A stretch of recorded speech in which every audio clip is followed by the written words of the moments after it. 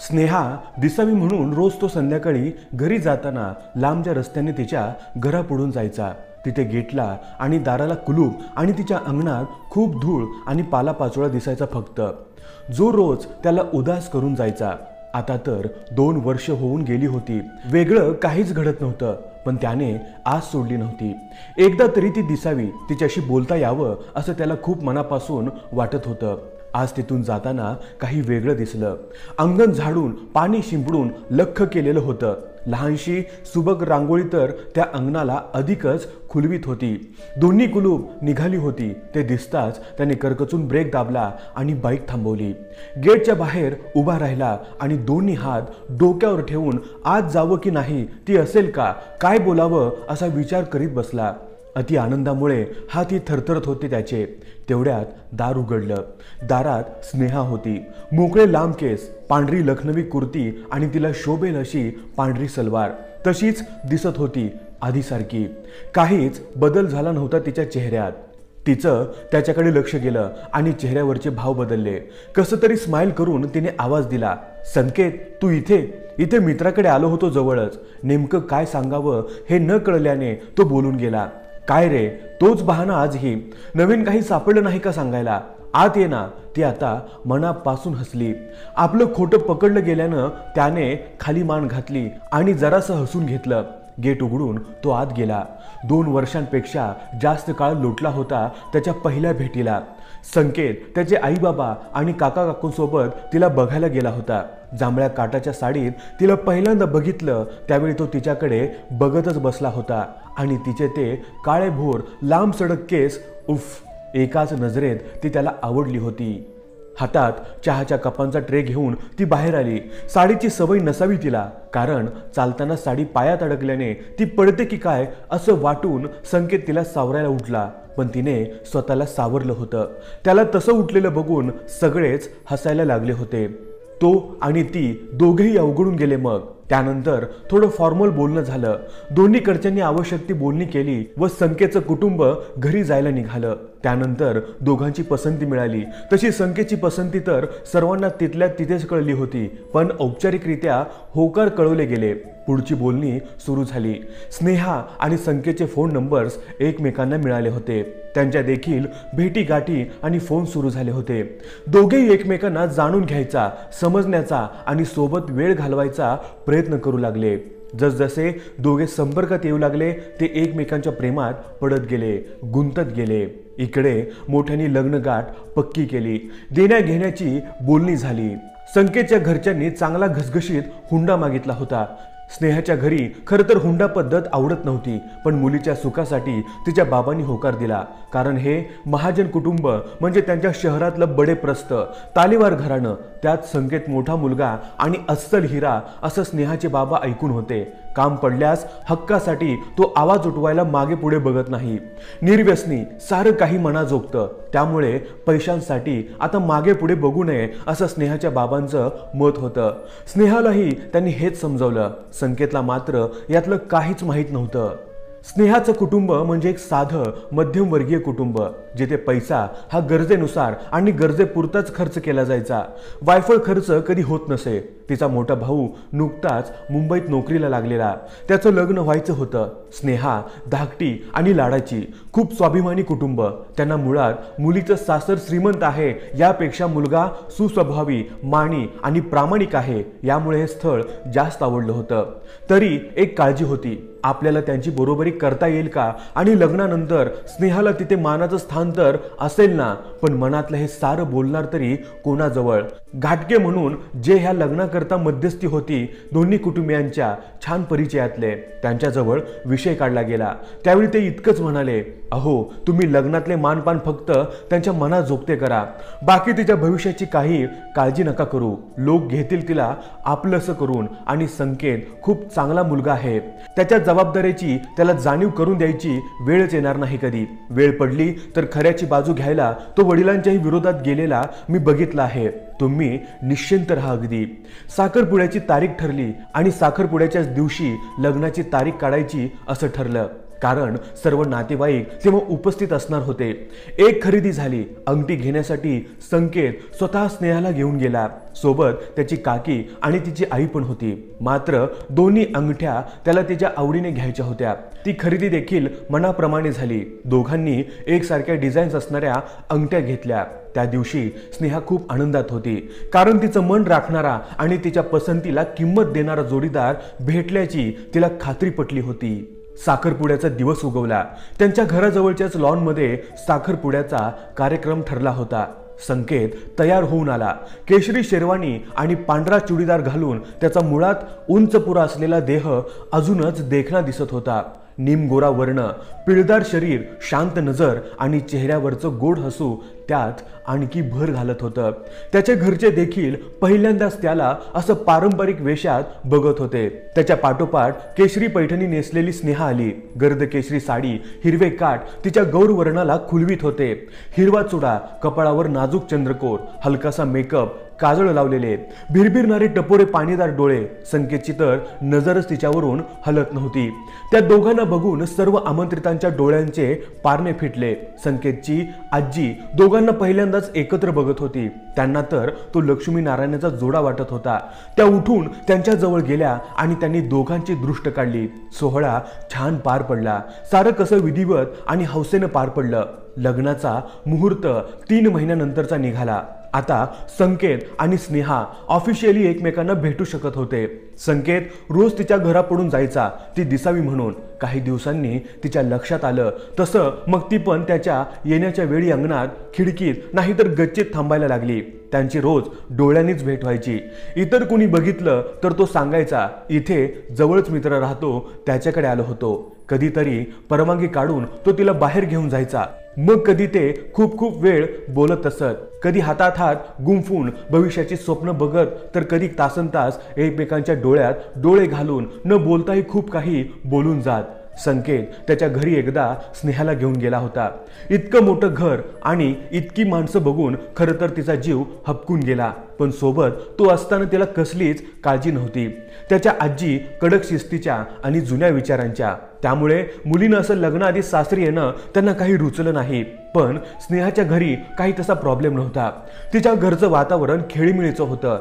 संकेतच्या आईनं स्नेहाचं तोंड भरून कौतुक केलं खरं, पण सासूच्या धाकाने त्यांच्या पुढे काही बोलल्या नाही। स्नेहाच्या सुद्धा ते लक्षात आलं। लग्न तोंडावर आलं तसं दोन्ही घरी लग्नाची तयारी सुरू झाली। स्नेहाचे आई बाबा तिला घेऊन गणपतीपुळेला दर्शनासाठी गेले।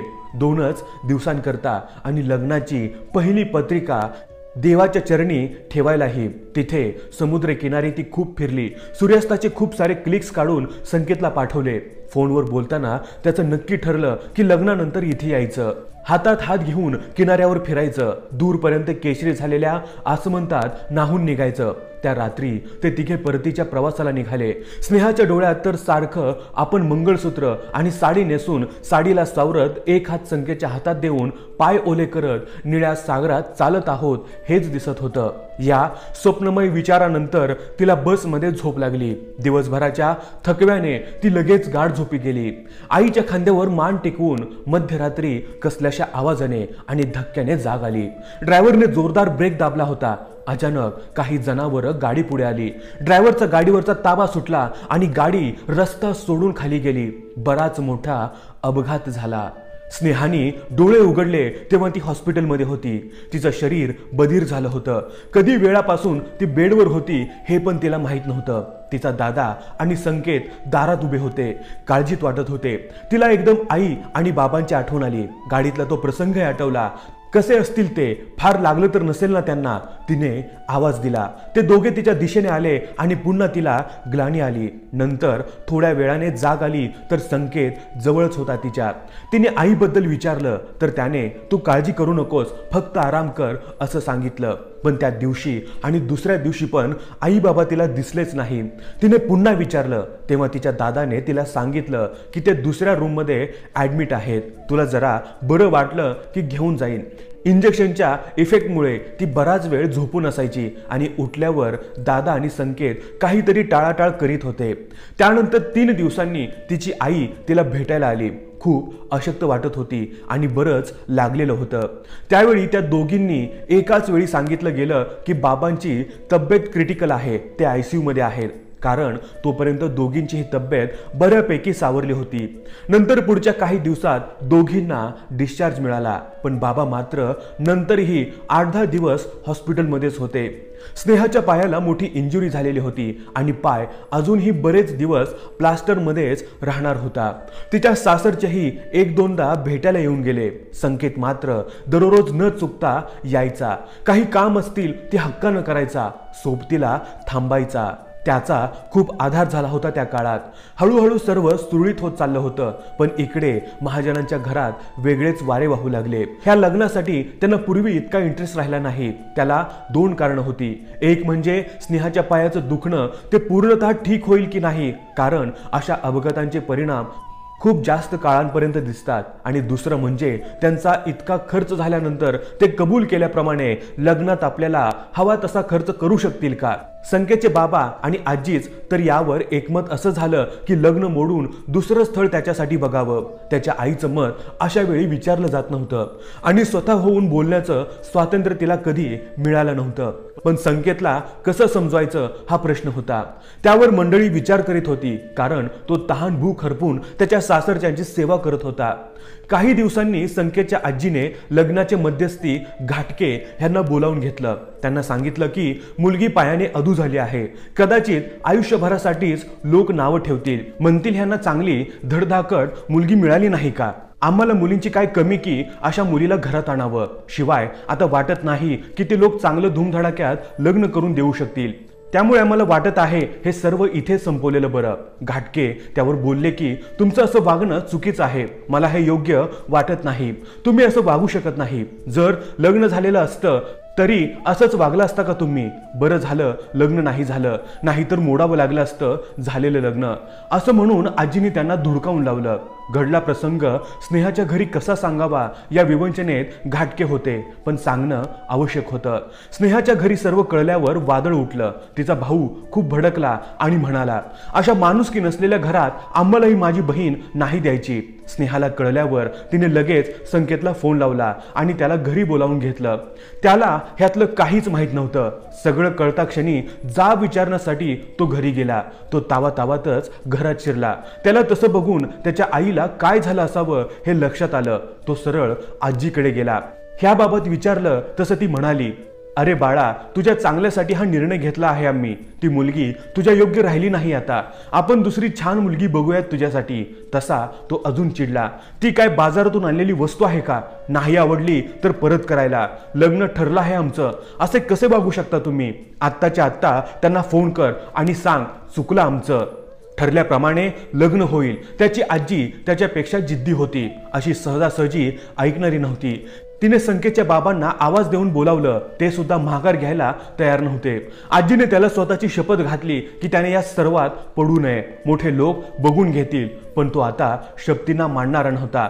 आजीनं पकडलेला हात त्यानं झटकला आणि तो स्नेहाकडे जायला निघाला। खोलीच्या बाहेर त्याची आई उभी असलेली त्याला दिसली। तिला तो म्हणाला, अजूनही तुला काही बोलायचं नाही का? माझं लग्न मोडलंय ह्या लोकांनी, काहीच ऐकून घेत नाहीत, आपलंच चालवतात। मी स्नेहाच्या घरी जातोय। आई पदर डोळ्याला लावून रडत होती। तो अधिकच चिडला। आयुष्यभर फक्त रडतच आलीस तू, कधी तर आवाज उठव, काही बोलणार नाहीस तू, फक्त बिचारी बनून राहा। दुसरी कोणाची आई असती तर भांडायला गेली असती। तो निघून गेला। त्याची आई इतक्या वर्षात पूर्ण बुजून गेली होती। खरं तर तिच्या ऐवजी आज तिची मोठी बहीण ह्या घरात असायला हवी होती। तिच्याचसाठी संकेतच्या बाबांचं स्थळ आलं होतं, अगदी ठरता ठरता राहून गेलं। तिच्या सासूबाईंना तिच्या बहिणीच्या हातावर एक चट्टा दिसला होता। तेवढ्यावरून त्यांनी तिच्या ऐवजी लहान बहिणीला करून घ्यायचा निर्णय घेतला होता। गरीब लोक ते, इतक्या मोठ्या घरी सोयरीक जुळते म्हटल्यावर त्यांनी होकार दिला। गरीब घरची मुलगी करून घेण्याचा हाच एक फायदा होता। ते लोक कायम दबून राहतात आणि मुलगी देखील सर्व ऐकून घेते सासरी, असे त्यांचे विचार। म्हणूनच संकेतची आई कधी काही बोलत नसे। संकेतला ह्याच गोष्टीचा नेहमी त्रास व्हायचा। संकेत स्नेहाकडे गेला तिच्या बाबांना भेटायला आणि त्यांना सांगायला की मी घर सोडायला तयार आहे, पण लग्न नको तुटायला। स्नेहाच्या बाबांनी त्याची कशी तरी समजूत काढली। तुझ्या घरचे तयार नसताना आपण असं जबरदस्तीने लग्न नाही करू शकत। त्यांच्या मोठ्या मुलाला मी त्यांच्यापासून तोडू शकत नाही, असं आपल्या लोकांना तोडून तुम्ही सुखी होऊ शकत नाही. तेव्हा माझं ऐकशील तर स्नेहाला विसरून जा. त्यांनी निवडलेल्या मुलीशी लग्न करून सुखी हो.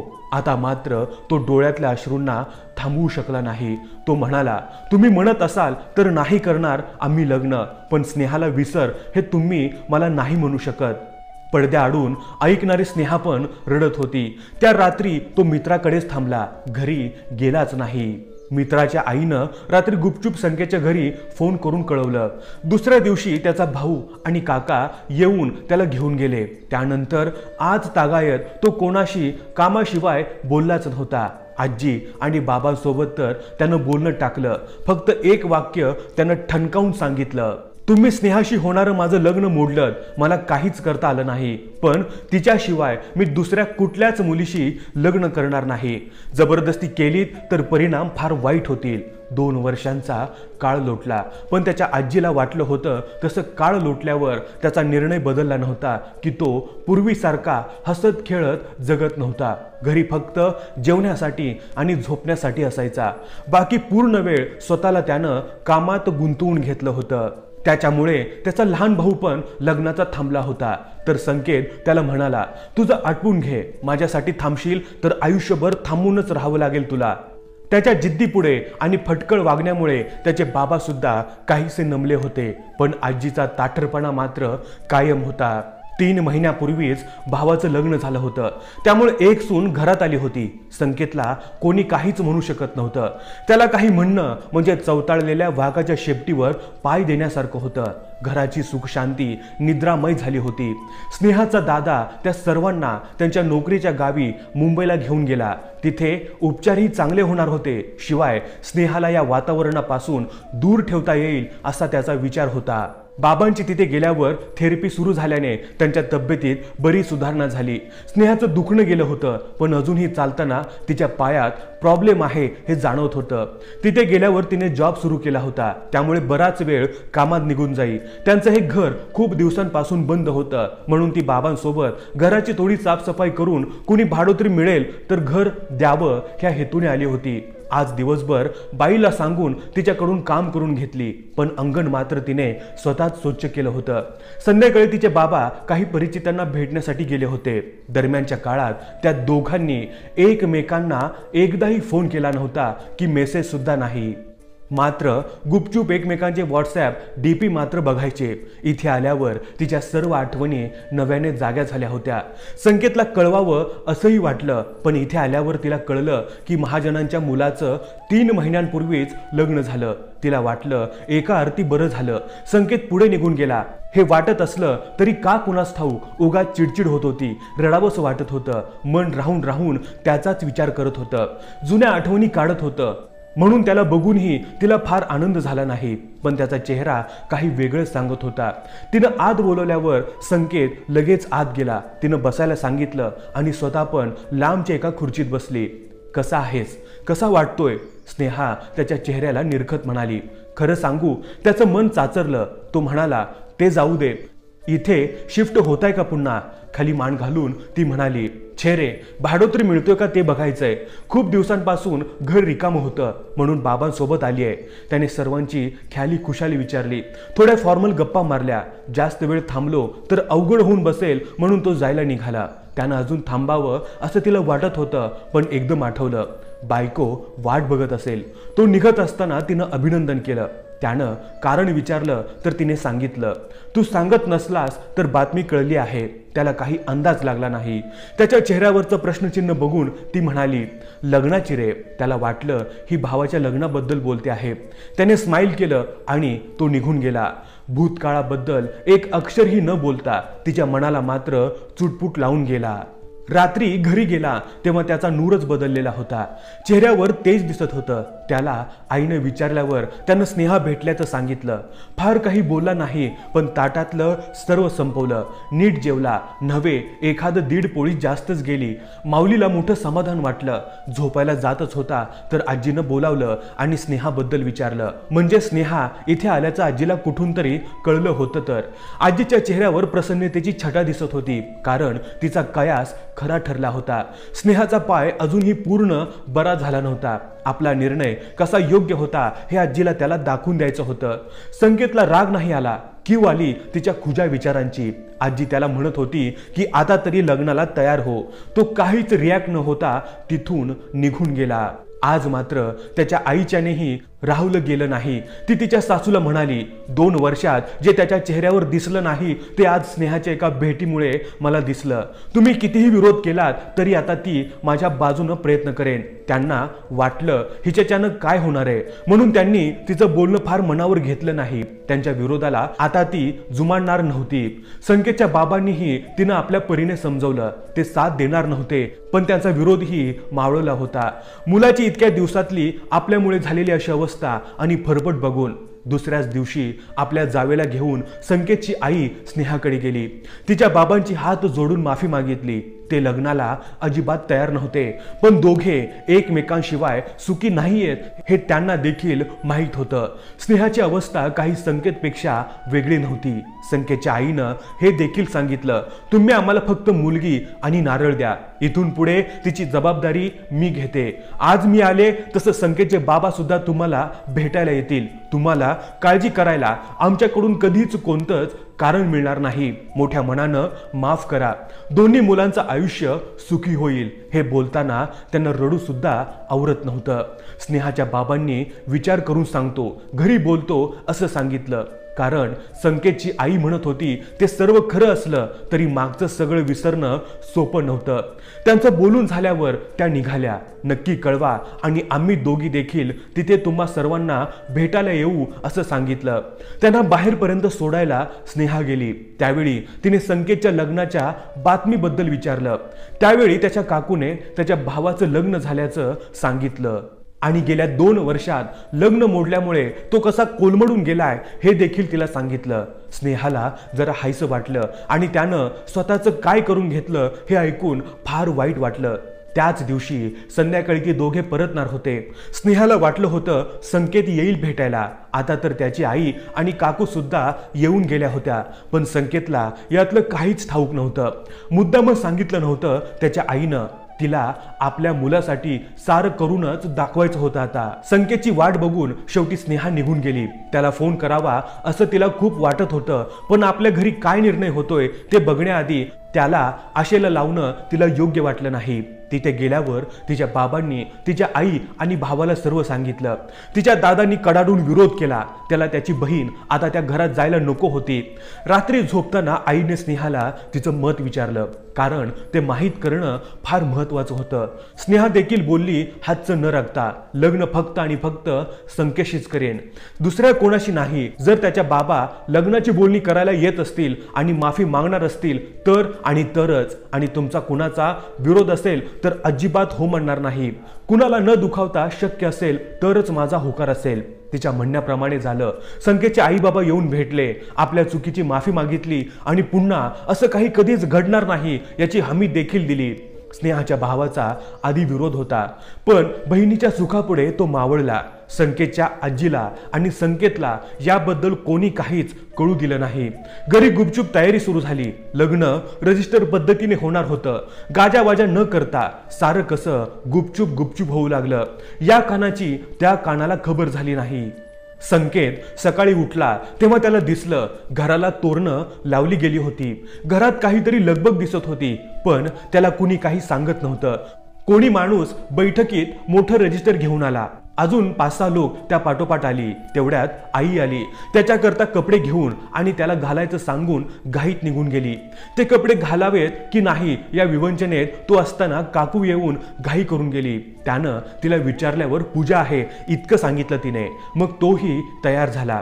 बाहेर येऊन बघतो तर काय, लहानसा लग्न मंडप आणि होमकुंड सजलेला होता। त्याचा पारा चढणार इतक्यात काकूच्या खोलीतून हिरवा चुडा आणि हिरवा शालू नेसून नटून थटून येणारी स्नेहा त्याला दिसली आणि त्याच्या आनंदाला पारावारच राहिला नाही। तो तसाच पुढे गेला आणि तिला हात धरून मंडपापर्यंत घेऊन आला।